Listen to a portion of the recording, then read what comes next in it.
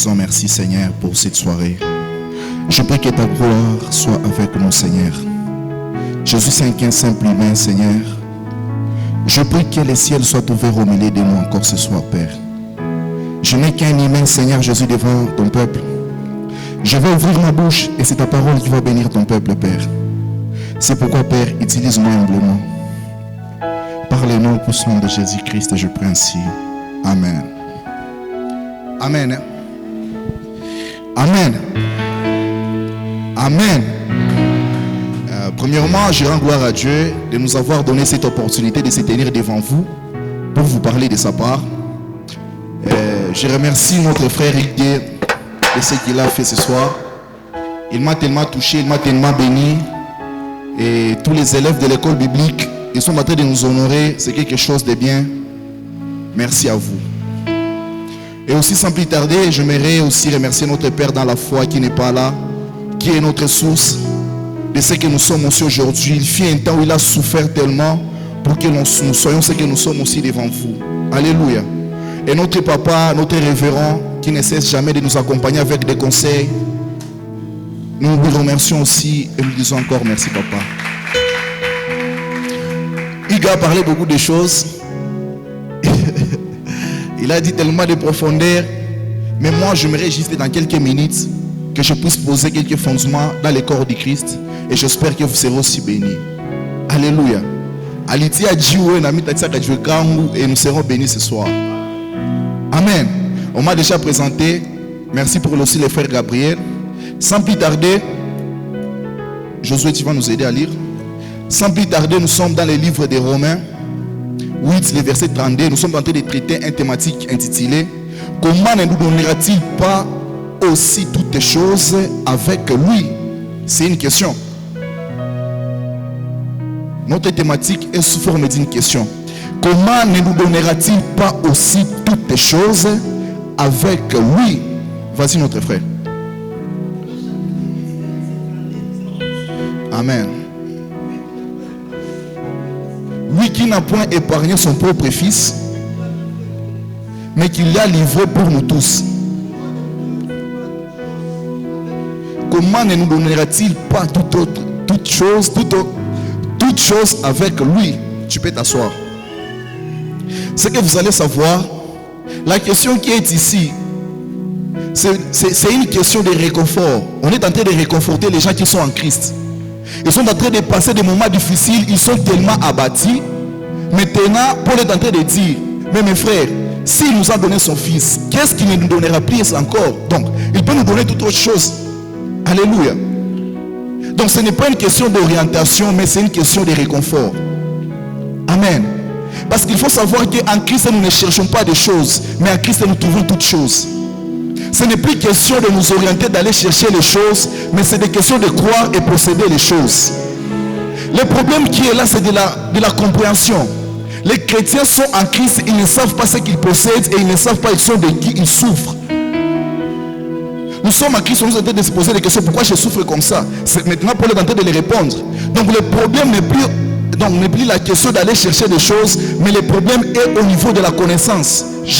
Je dois connaître qu'est-ce que j'ai et qu'est-ce que je suis. C'est par là que moi je vais chuter. Alléluia. Je vais parler juste pendant quelques minutes, mais que nous tous quand même, que l'on puisse avoir l'idée sur quoi on va parler ce soir. Amen. Et ce que vous allez savoir, avant que Dieu puisse envoyer son fils sur la terre, il faut savoir qu'il y avait le problème au premier Adam. Parce que le fils ne peut pas être envoyé tant que le problème n'est pas sur la terre. Si Dieu a pris l'initiative d'envoyer son fils, c'est parce que sur la terre, le premier Adam avait impliqué quelques problèmes sur la terre. C'est pourquoi le fils a été initié d'être envoyé sur la terre. Maintenant, on traite les cas de cet homme-là en Éden d'abord. Alléluia. Donne-moi juste tes oreilles, je vais t'éclaircir un peu quelque chose. Ce qu'il faut savoir, en Genèse 1, 26 à 27, la Bible est en train de nous dire, Dieu créa l'homme à son image, il les créa l'homme et la femme, il les créa tous à son image. Alléluia. Donc, l'esprit que Dieu a créé en Genèse 1, 26 à 27, c'est l'esprit qui possédait l'image et la ressemblance de Dieu en lui. Amen.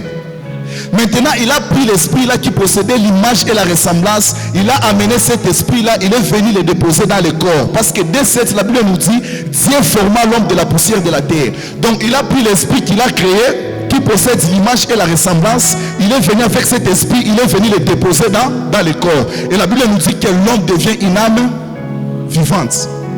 Mais c'est que Dieu n'a pas voulu que l'homme puisse activer les fonctionnalités de l'âme. Il a voulu que l'homme reste dans les paramètres de fonctionner avec l'esprit et l'image.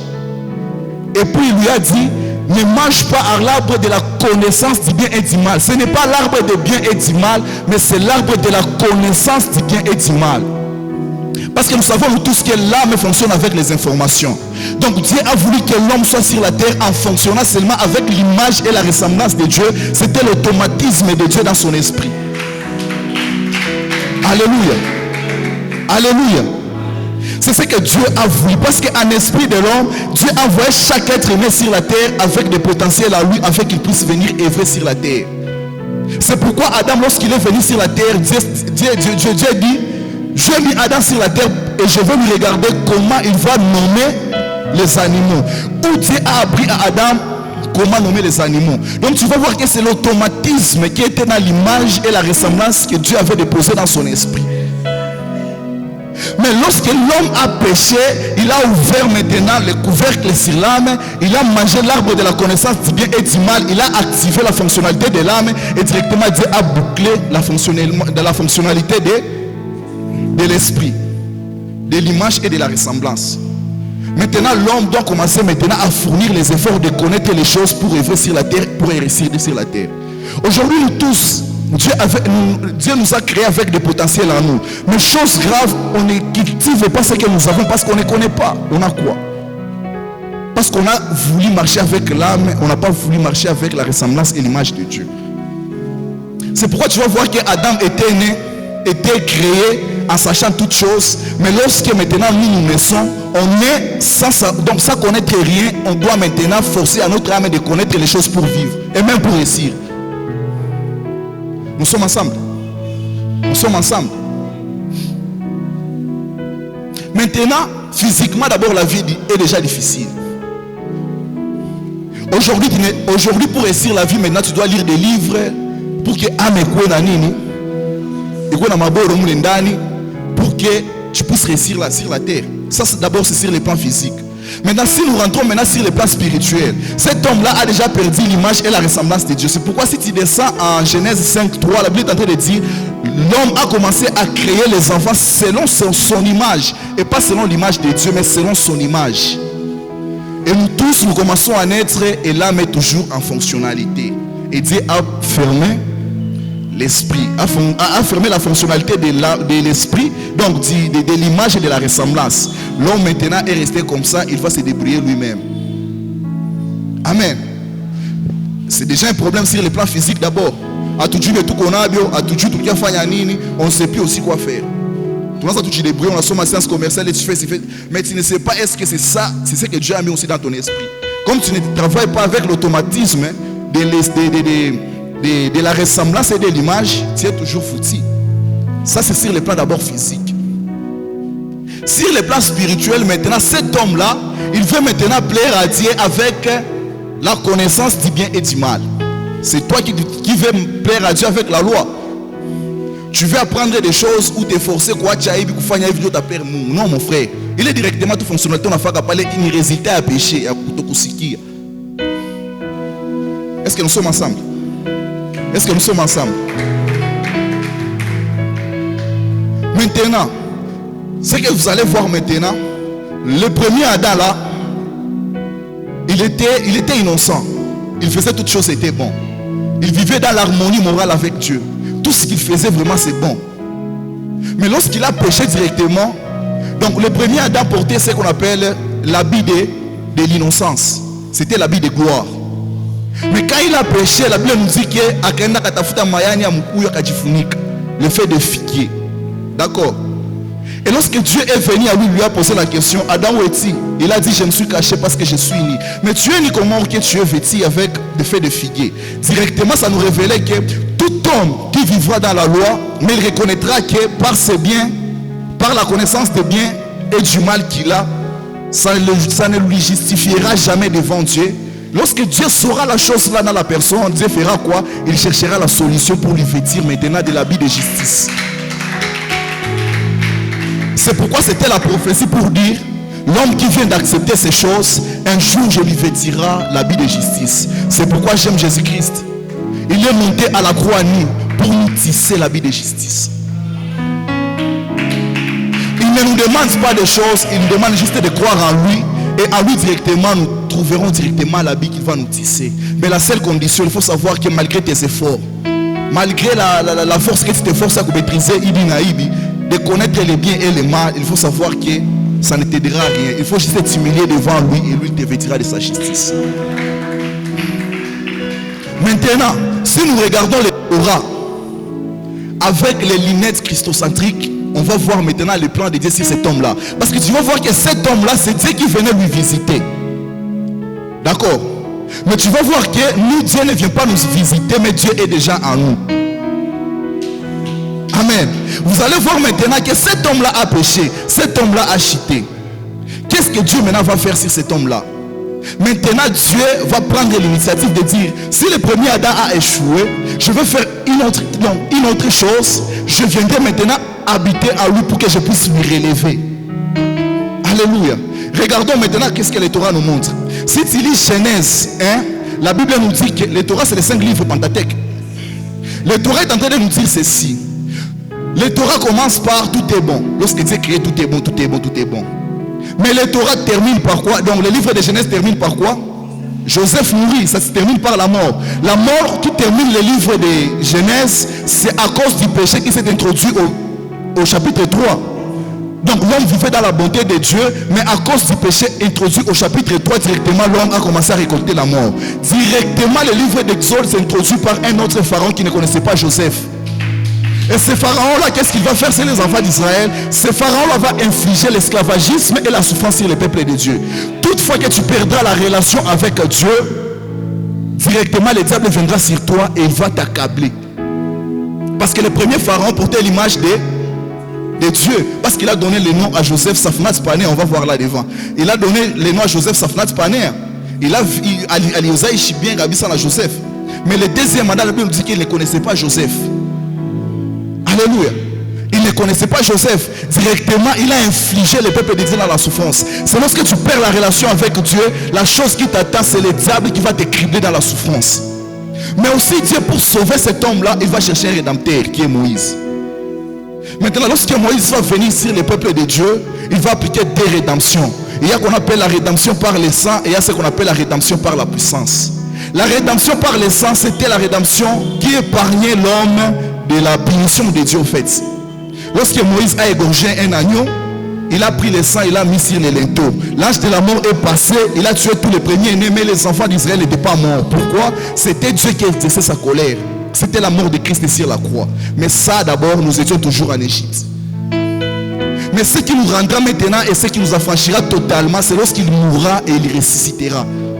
C'est là où il va dépouiller maintenant le diable de son autorité et nous serons maintenant libres totalement. Ça, c'est la première interprétation. Deuxième interprétation, aujourd'hui, Christ est mort pour nous, mais nous sommes encore sur la terre. Nous ne sommes pas encore libres parce que nous sommes encore dans les mains du diable. Nous sommes encore sur la terre, nous sommes toujours dans le combat avec lui.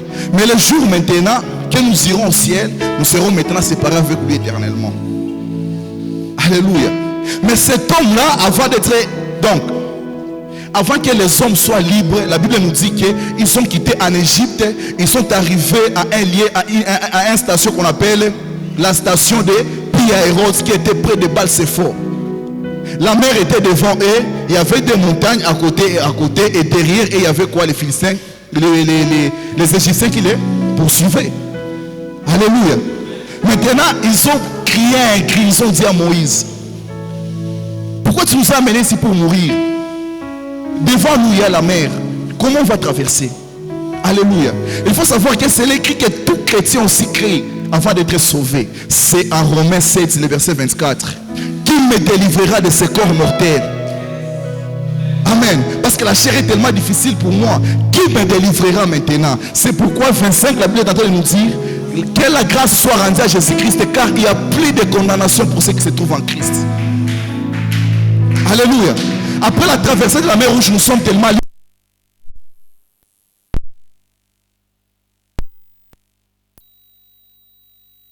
Le peuple de Dieu a commencé à faire quoi? À adorer Dieu. Nous voyons leurs louanges. Amen. Ils ont commencé à louer Dieu. Parce que tu ne peux pas apprendre quelqu'un qui a franchi comment louer Dieu, comment s'approcher de Dieu. C'est tellement impossible. On sent la joie tellement et on va adorer Dieu. Et directement après la délivrance, directement les peuples de Dieu ont commencé à chanter pour Dieu. Mais après juste ça, la Bible nous dit que 3 jours après, ils sont arrivés à un lieu qu'on appelle Mara. Ils ont trouvé de l'eau de là qui était amère. Ils ont commencé encore à murmurer. C'est lorsque le peuple de Dieu se confronte avec les difficultés maintenant du désert, qui est les difficultés de la vie. Et le désert nous révèle ce que nous sommes devant Dieu. Ça révèle aussi le cœur de Dieu, de la bonté envers nous. Alléluia. Maintenant, il faut savoir que le Dieu qui t'a affranchi, c'est le même Dieu aussi qui pourvoira aussi à tes besoins en désert, dans les déserts. Parce qu'après juste Mara, ils sont arrivés à la station d'Élim. Là, à Élim, il y avait 12 sources d'eau et 70 palmiers. Donc, c'est lié aussi de la bourgeoisie. De temps en temps, aussi dans la marche avec Christ, nous trouvons aussi des bonheurs quelquefois. Mais il ne faut pas oublier que ce n'est pas la station finale. La station finale, c'est Canaan. Ne te réjouis pas jusqu'au point que tu oublies maintenant où tu es en train d'aller. Jusqu'au point maintenant d'abandonner même ta foi. Après cette station, ils sont arrivés à la station de Sin. Les enfants de Dieu ont commencé à vouloir maintenant chercher la nourriture. Ils ont dit, Dieu, tu nous amènes ici pour nous tuer. Moïse a imploré devant Dieu. Et Dieu, avant de les envoyer la malle, il les avait d'abord envoyé les écailles. Les cailles, au fait. C'était les animaux, c'était les oiseaux migrateurs. Il les avait envoyés ça la nuit et le matin, Dieu les avait envoyé la manne. Parce que tu ne peux pas bénéficier d'un Dieu doux sans d'abord connaître d'un Christ crucifié. Alléluia. Tu ne peux pas prendre l'expérience d'un Dieu doux qui est la manne sans d'abord connaître un Christ qui est crucifié à la croix. Alléluia. Mais après ça, ils sont arrivés à la station de Rephidim, où le peuple de Dieu a eu besoin de l'eau. Dieu a dit à Moïse, frappe ces rochers, te donnera de l'eau. Lorsqu'il a frappé les rochers, l'eau est sortie et le peuple de Dieu a bu l'eau. Mais ce que j'aime de cette interprétation, si tu rentres dans les livres de Matthieu, on présente premièrement d'abord lorsque l'ange est venu, il a présenté Jésus-Christ comme, il a présenté le Fils, il a dit à Marie, vous donnerez le nom à ce Fils, Jésus-Christ. C'était le premier nom révélé par l'ange. Mais le deuxième nom était, vous donnerez le nom à cet enfant Emmanuel. Donc il ne peut pas être Emmanuel sans d'abord être Jésus-Christ. C'est pourquoi il a fallu que Christ puisse monter à la croix d'abord pour donner sa vie. Il faut pas me piquer quand c'est les rochers afin de donner la vie.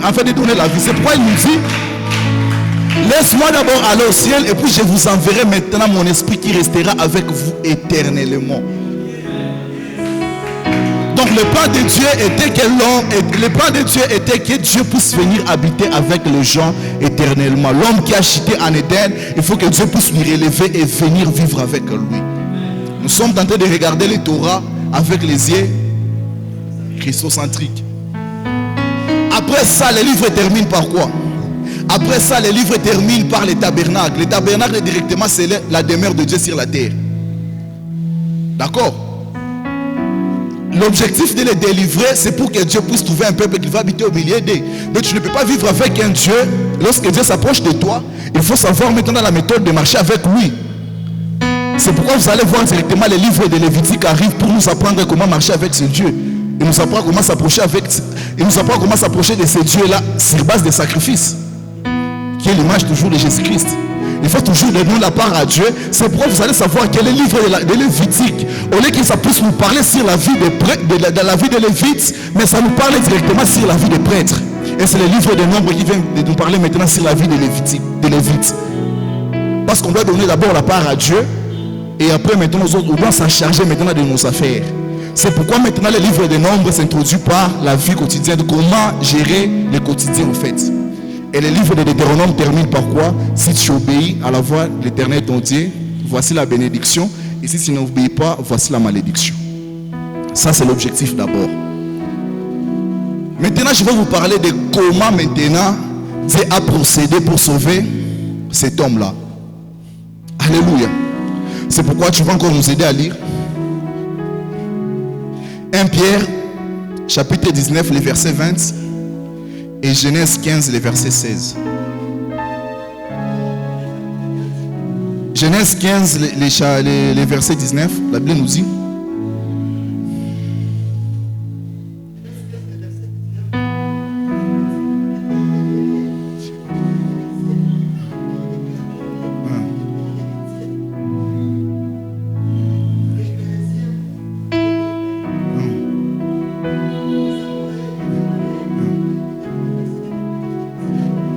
Genèse 15, le verset 16.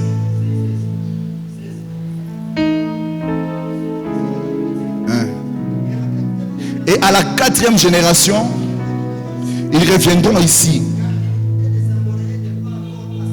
Car l'iniquité des Amoréens n'est pas encore à son comble. Il faut tenir bien ces paramètres. Donc Dieu ne peut pas punir les Amoréens tant que leur péché n'est pas encore arrivé à son comble. D'accord. 1 Pierre, verset 1, les versets 19 à 20.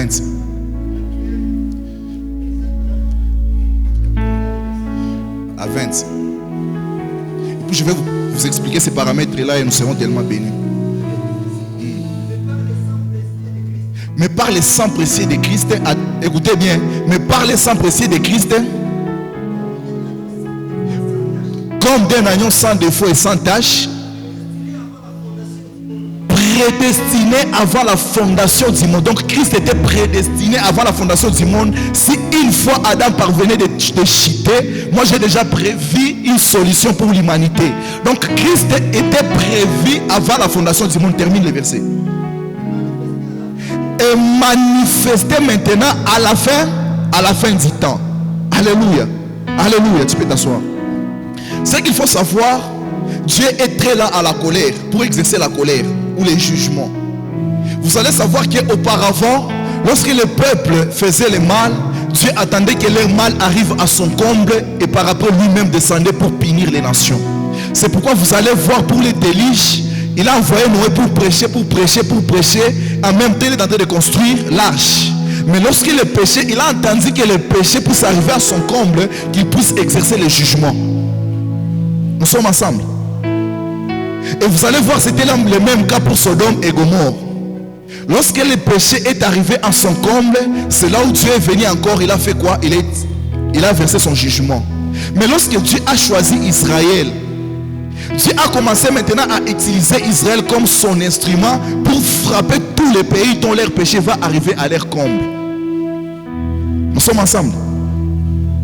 C'est pourquoi lorsqu'il passait dans des pays, il disait: ne frappez pas celui-là, parce que son péché n'est pas encore arrivé à son comble, mais allez frapper celui-là. Alléluia. Il est donné des suggestions comme ça. Est-ce que nous sommes ensemble? Maintenant, il faut savoir que la Bible est en train de dire: le salaire du péché, c'est la mort. Il faut seulement que la terre puisse récolter la mort.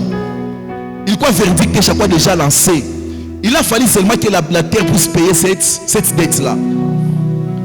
Et maintenant, Dieu va s'en servir d'Israël comme son instrument pour frapper Christ afin que moi et toi nous soyons libres.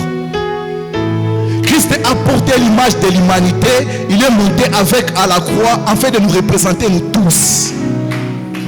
C'est pourquoi il y a des gens qui entrent dans la confusion en disant que dans le jardin de Gethsemane, c'est Jésus-Christ lorsqu'il voyait la souffrance qu'il va endurer à la croix, qu'il a commencé à dire à son Père: épargne-moi de ceci. Non, ce n'était pas ça. Parce qu'il y avait des souffrances que Christ avait subies à la croix. Parce que le fait qui brûlait, le fait qui expiait les péchés dans l'autel de bronze, c'était le fait qui était au milieu. Qui brûlait au milieu de quoi? De l'autel. Parce que Jésus-Christ est en train de répondre comme ça à la maman qui avait dit que tu vas mettre mon enfant à gauche et à droite dans ton royaume. Il lui a dit ceci: ils ne sont pas capables de boire ma coupe et d'accéder au baptême que moi je vais passer. Le baptême, c'est l'immersion, ça nous montre la souffrance extérieure. Mais la coupe, c'est la souffrance intérieure. Alléluia. C'est pourquoi lorsque tu regardes Étienne, on lui lapidait physiquement et il adorait Dieu. Est-ce que Christ est faible qu'Étienne? Pour que la souffrance est moutée? Alléluia. Tu vas voir que lorsque Christ était sur la croix, on lui tabassait, on lui faisait n'importe quoi, mais je n'ai vu nulle part, il a pleuré. Mais c'est lorsque son père lui a laissé, il a déversé la colère de l'humanité à lui. Il a créé: mon père, mon père. Pas mon père. Mon Dieu, pourquoi m'a-t-il abandonné? Il n'a pas crié mon père, parce qu'il dit qu'il il avait déjà pris l'image de l'humanité entière. C'est pourquoi il a crié mon Dieu, pourquoi m'a-t-il abandonné? Eli, Eli, la man sabachthani. Pour dire que ce n'est pas les fléaux qui vont m'infliger quand je lui ai fait. C'est lorsque son père a déversé la colère de l'humanité en lui. Il s'est senti vraiment qu'il est pécheur dans sa nature saine. Et les ténèbres est entré à la surface de la terre. Et c'est par là où il a pleuré. Mais malheur aux Juifs. Parce que Christ, premièrement, était venu pour eux. Mais ils l'ont rejeté. Au chapitre 1 jusqu'au chapitre 12, ils ont rejeté Christ. Mais au chapitre 13, la Bible nous dit qu'il est devenu Safnat Paner, le révélateur des mystères. Il a révélé les 7 paraboles aux disciples. Parce que c'est au chapitre 13 où nous voyons maintenant la révélation des 7 paraboles. C'est comme Joseph aussi, lorsque ses frères lui ont envoyé en Égypte. Lorsqu'il est entré maintenant en Égypte, lorsque Pharaon il avait rêvé 7 vaches maigres avaler 7 vaches gras. Directement, c'était la révélation qui cachait la richesse du monde entier. Et il faut savoir que Christ, lorsqu'on lui a rejeté, le peuple d'Israël, ils ont blasphémé. Je suis en train de t'expliquer quelque chose. Le peuple de Dieu, les Juifs ont blasphémé parce qu'ils ont pris l'œuvre de Christ et attribué au Belzéboul. Et Jésus-Christ il les avait dit que ce péché que vous venez de faire, c'est un blasphème. Naïta Waka pardonner. Directement, et lorsqu'il a dit directement, à quand ça parlait ma langue, Jésus au codé. C'est pourquoi on n'a pas de mystère à royaume une parabole. Nous sommes ensemble.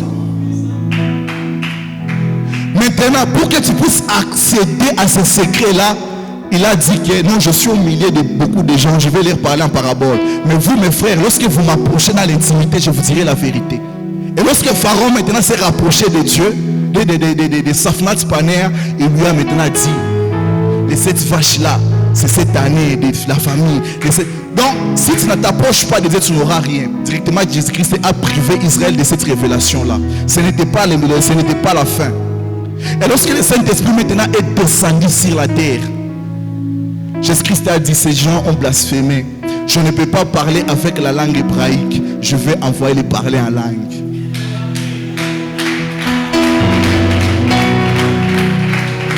Pour les uns, les parler en langue, c'était une bénédiction, mais pour Israël, c'était une malédiction.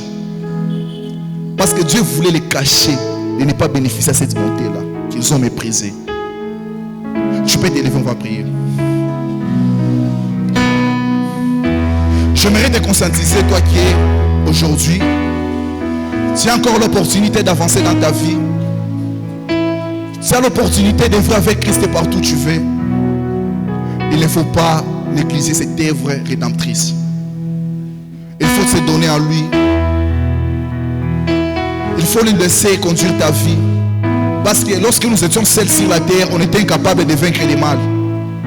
Il a accepté de nous justifier comme ça, en sachant notre nature. Il n'a pas effacé la fonctionnalité de l'âme, mais il a dit juste, je vais prendre mon esprit. Là où il y avait l'image et la ressemblance, je déposerai là encore mon esprit, afin d'aider à cet homme. Ne regarde pas sur ta chair, ne regarde pas si c'est ce que tu fais souvent, regarde si c'est ce que lui il a fait. Alléluia.